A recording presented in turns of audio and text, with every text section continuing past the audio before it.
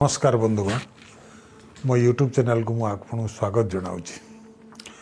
गत वीडियो रे मु आपन को समानता अधिकार विषय रे बुझाई जमीती कि आपणकर गणतंत्र सफल होगापी समाज रे समानता रो निहाती आवश्यक अच्छी ता बिना गणतंत्र सफल हो पारे ना। ठीक से ही परी आपण मानकर स्वाधीनता बिना स्वाधीनता रे गणतंत्र भी सफल हो पारे ना। जे पर्यंत स्वाधीनता मनीष को दिया न जाइथिला से पर्यंत मनीषर व्यक्तित्वर कौनसी उन्नति होई नथिला। एही अधिकार केवल गणतंत्र रे ही संभव होता है। आ गणतांत्रिक सरकार रो इतिहास 150 वर्ष प्राय 150 वर्ष पुराना। 150 वर्ष पूर्व हजार हजार वर्ष धरी मनीषर कौनसी उन्नति नहीं, किंतु ये 150 भितर मनीष व्यक्तित्वर जेते उन्नति घटी ता हजार हजार वर्ष धरी होई नथिला। तार कारण होची स्वाधीनता अधिकार। तेणु आम संविधान आर्टिकल 19 रे प्रत्येक नागरिक को 6 प्रकार स्वाधीनता दिया जाइछि। आउ यही राइट टू फ्रीडम स्वाधीनतार अधिकार राइट टू फ्रीडम को आमर बैकबोन ऑफ कॉन्स्टिट्यूशन कह जाए। आम संविधान मेरुदंड स्वरूप कह जाए। तेणु एथुरु आपण माने अनुमान करंतु यह केते इम्पोर्टेंट। प्रथमे फ्रीडम टू एक्सप्रेशन भाषा और भाव प्रकाश करिवार स्वाधीनता। द्वितीय रे फ्रीडम टू एसेम्बल समवेत होबार स्वाधीनता। तृतीय रे फ्रीडम टू फॉर्म एसोसिएशन संघ गठन करिवार स्वाधीनता। चतुर्थ रे फ्रीडम टू मूव फ्रीली भ्रमण करिवार स्वाधीनता। फ्रीडम टू सेटल परमानेंटली कौन स्थान रे बसवास करिवार स्वाधीनता।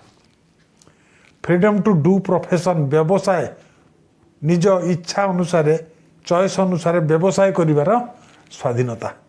बंधुगण मु आपन को गोटे पर गोटे या विस्तृत भाव आलोचना करी। प्रथम हूँ फ्रीडम टू एक्सप्रेशन बा भाषा और भाव प्रकाश करिवार स्वाधीनता। आमे अनेक कथा चिंता करती मन रे, खाली चिंता कले हेनी जेपर्यंत सही चिंताटा को प्रकाश करा न जाइछि भाषा माध्यम रे हो बा लिखित आकार रे हो आम व्यक्तित्वर उन्नति हेनी, परिप्रकाश हेनी आम व्यक्तित्वर। तेणु भाषा और भाव प्रकाश करिवार स्वाधीनता निहाती जरूरी। यही स्वाधीनता बल रे आमे निजर भाव निजर जेते आइडिया मन अच्छी ताहाकू परिप्रकाश करी आमे निजर उन्नति सहित समाज भी उन्नति आनी परिबा। तापरे फ्रीडम टू एसेम्बल समवेत होबार स्वाधीनता। मनीष निजर भाव प्रकाश करी अन्य मानकू आकृष्ट करैबार क्षमता रखि थाए। सेथिपाई मनीष को समावेत गोटे जगार समवेत कराई तांकू बुझाई थाए। तेणु जेपर्यंत गोटे जगार समवेत न होबार अधिकार अच्छी से पर्यंत भी मनीष माने समाज रे संघबद्ध भावे कौन सी कार्य करें नहीं। तापर फ्रीडम टू फॉर्म एसोसिएशन कौन सी संघ गठन करवा। कारण व्यक्ति कौन सी दाबी पूरण करने एकाकी करें नहीं। तेणु संघर आवश्यक निहाती अच्छी। जेमिति आपणकर 5 आंगुली गोटे मुठार जेतिक शक्ति गोटे आंगुल से शक्ति नहीं। ठीक से ही परी संघ गठन करी आमे सरकार विरुद्ध रे तांकर भूल आईन विरुद्ध रे आमे स्वर उत्तोलन करि परिबा एवं निजर दाबी पूरण करिया पई संघ माध्यम रे आमे कार्य करि परिबा। तापर freedom to move freely India रो परिसीमा भितरे संविधान आमको अधिकार देछि जे आमे बिना प्रतिबंध रे आमे विचरण करि परिबा। किंतु ମନେ ରଖିବା ଉଚିତ ବନ୍ଧୁଗଣ କିଛିଟା ଏରିଆ ଅଛି ଆମ ଭାରତ ସୀମା ଭିତରେ ହେଉ ସେଠି ସରକାରଙ୍କ ବିନା ଅନୁମତିରେ ଆମେ ପ୍ରବେଶ କରିହେବ ନାହିଁ। ସେଟା ନିରାପତ୍ତା ଦୃଷ୍ଟିରୁ ଏପରି ବ୍ୟବସ୍ଥା କରାଯାଇଛି। ଏଟା ଏଇ ଫ୍ରିଡମ୍ ଟୁ ମୁଭ୍ ଫ୍ରିଲି ଭ୍ରମଣ କରିବାର ସ୍ୱାଧୀନତାର ବିରୁଦ୍ଧର ନୁହଁ। ଫ୍ରିଡମ୍ ଟୁ ସେଟଲ୍ ପରମାନେଣ୍ଟଲି ଆପଣଙ୍କର ଭାରତର ପରିସୀମା ଭିତରେ କୌଣସି ଜାଗାରେ ଯଦି ଆମେ କୌଣସି ବିଜନେସ୍ କରୁଛନ୍ତି ଚାକିରି କରୁଛନ୍ତି ଆମେ ଚାହିଁଲେ ସେଠି ପରମାନେଣ୍ଟଲି ସେଟଲ୍ ହେବା ପାଇଁ ଚାହିଁବା ତାହା ମଧ୍ୟ କରିପାରିବା। ଆଗରୁ ଜାମ୍ମୁ କାଶ୍ମୀର ଭଳି ରାଜ୍ୟରେ ପରମାନେଣ୍ଟଲି ସେଟଲ୍ କରିବାର କ୍ଷମତା ସମସ୍ତଙ୍କୁ ଦିଆଯାଇଥିଲା। ଏବେ କୌଣସି ବ୍ୟକ୍ତି ଯାଇକି ସେଠି ସେଟଲ୍ ହୋଇପାରିବେ। ବର୍ତ୍ତମାନ ପ୍ରତ୍ୟେକ ରାଜ୍ୟର ଲୋକମାନେ ଅନ୍ୟ ରାଜ୍ୟର ଯାଇ ବିଭିନ୍ନ କାର୍ଯ୍ୟ କରି ଚାକିରି କରି ପରମାନେଣ୍ଟଲି ସେଠାରେ ସେଟଲ୍ ହୋଇପାରୁଛନ୍ତି ବସବାସ କରିପାରୁଛନ୍ତି।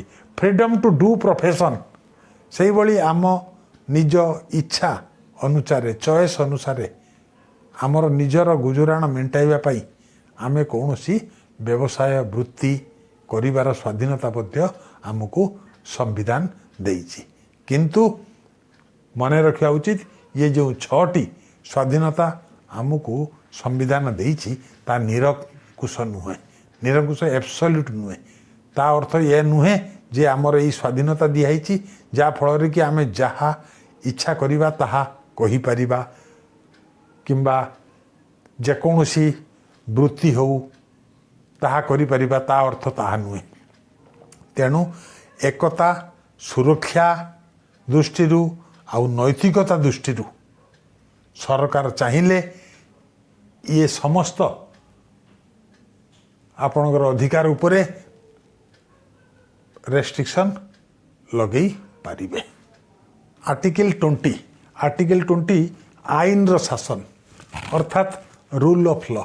ଏହାର ଅର୍ଥ ହେଉଛି ବିନା ଅପରାଧରେ କୌଣସି ବ୍ୟକ୍ତିକୁ ଦଣ୍ଡିତ କରାଯାଇପାରିବ ନାହିଁ।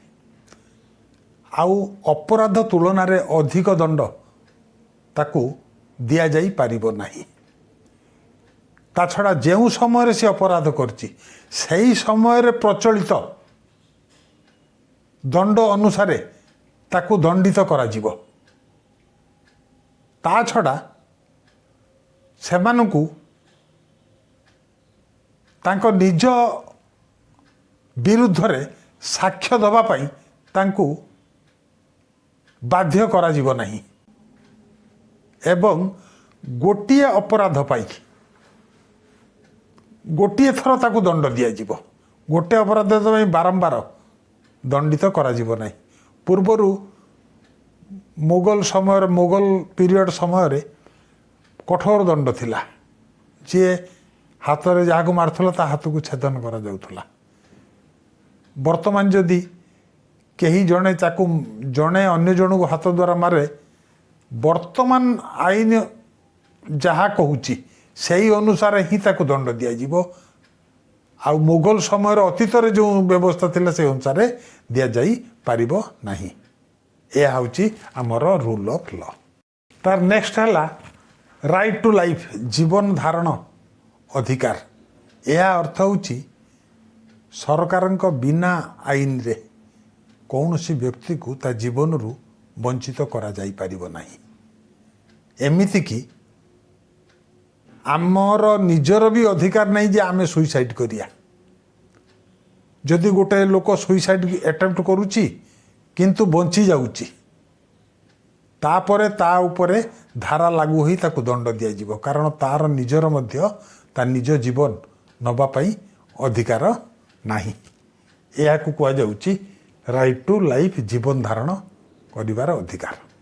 ନେକ୍ସଟ, ବେଆଇନ ଅଟକରୁ ସୁରକ୍ଷା, ପ୍ରୋଟେକ୍ସନ୍ ଏଗେନ୍ଷ୍ଟ ଇଲିଗାଲ ଡିଟେନସନ୍। ମନ ଇଚ୍ଛା ସରକାର ଯେକୌଣସି ମୁହୂର୍ତ୍ତରେ ଯାହାକୁ ଆରେଷ୍ଟ କରିପାରିବେ ନାହିଁ। ଆରେଷ୍ଟ କରିବାର ନିୟମ ଅଛି। ଯଦି କୌଣସି ବ୍ୟକ୍ତି କିଛି ଅପରାଧ କରେ ପ୍ରଥମେ ସରକାର ତା ବିରୁଦ୍ଧରେ ୱାରେଣ୍ଟ ଜାରି କରି ताकू अरेस्ट करेंगे। अरेस्ट करी ताकू 24 घंटा भितर नियरेस्ट मजिस्ट्रेट पाखरे उपस्थापित करेंगे।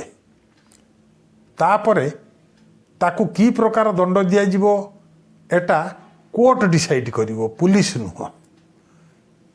किंतु ये जो बेआईन अटकरू सुरक्षा प्रोटेक्शन एगेंस्ट इलीगल डिटेंशन आमर सेतबले लागू होब नहीं जेतबले प्रिवेंटिव डिटेंशन एक्ट अनुसार कौन सी व्यक्ति इमरजेंसी टाइम रे मेनली प्रिवेंटिव डिटेंशन एक्ट अनुसार बिना कारण दर्शाई भी जन को अरेस्ट करा जाई परिबो।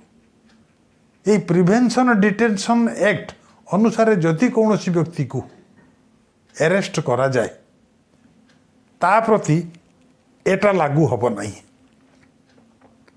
नॉर्मली बिना कारण दर्शाई कौन सी व्यक्ति को अरेस्ट न करिबा को कुआ जाए प्रोटेक्शन एगेंस्ट इलीगल डिटेंशन। बंधुगण, यह हूँ आमर स्वाधीनतार अधिकार। आज ये पुणी आगामी काली आपण मान मु बाकी जेतिक मौलिक अधिकार अच्छी से विषय विस्तृत आलोचना करी। आ मो वीडियो आपन को भल लगे आपण मैंने लाइक करूँ, शेयर करूँ, सब्सक्राइब करूँ। धन्यवाद।